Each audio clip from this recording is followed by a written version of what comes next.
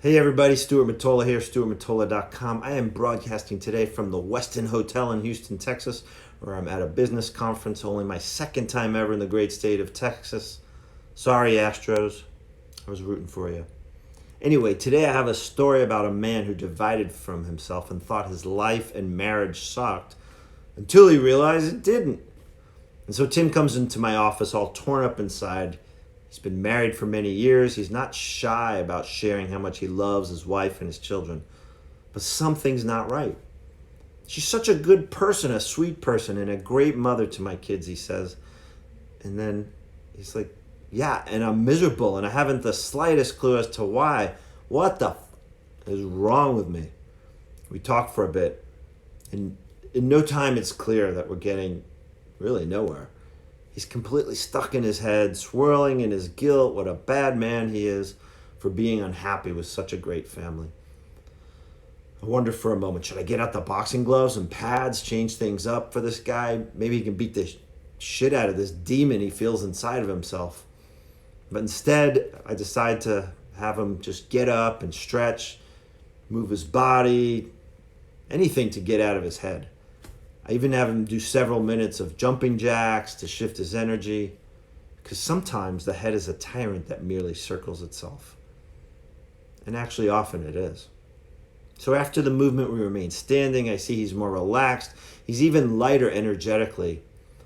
He's joking, oh, a small workout session during a coaching session. Bonus, he laughs. I ask him to stay standing, feel his breath.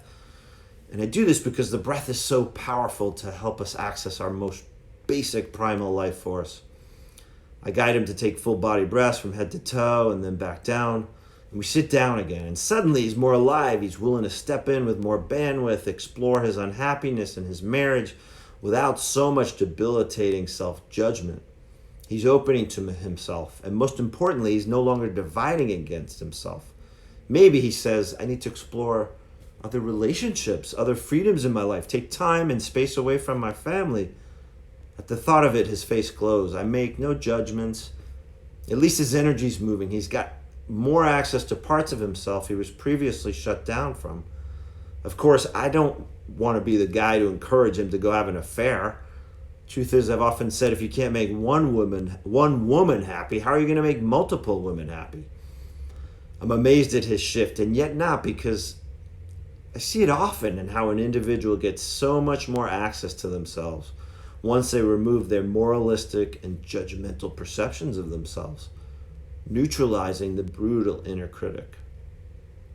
Tim, he's no longer thinking about what a bad man he is for not loving his family. He's actually starting to think what a good man he is for loving himself. And while an affair or big trip away likely won't be the avenue to ultimate happiness, it's an avenue for him to access parts of himself against which he's been divided. Yes, let's face it, we all have crazy thoughts, not all of which we need to act on.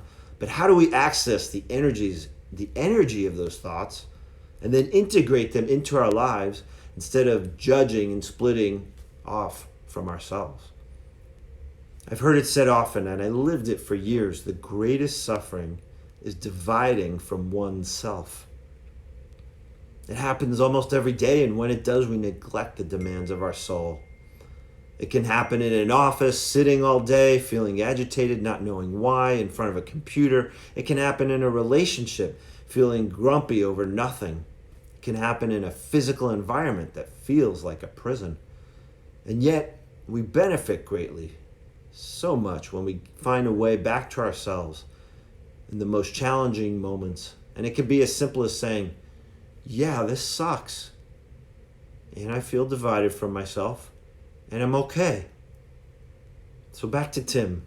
He leaves our session and he doesn't book a ticket to Honolulu or Guatemala, but he is aware that he needs more time and space and energy for himself. And he can't be so hard on himself and then project his misery on his marriage. And he says to me, it's me. I'm the one who's all messed up. It's not her. And he's glowing, ironically, but not so much, because now he's back in his own power to do something about it. He's not dividing him against himself, and he's not beating himself up for his own misery.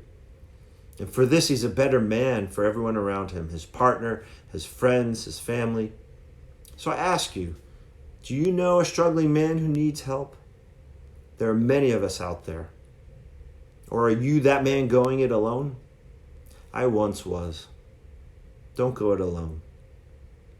Thanks so much for joining me today. Have a great day. Bye.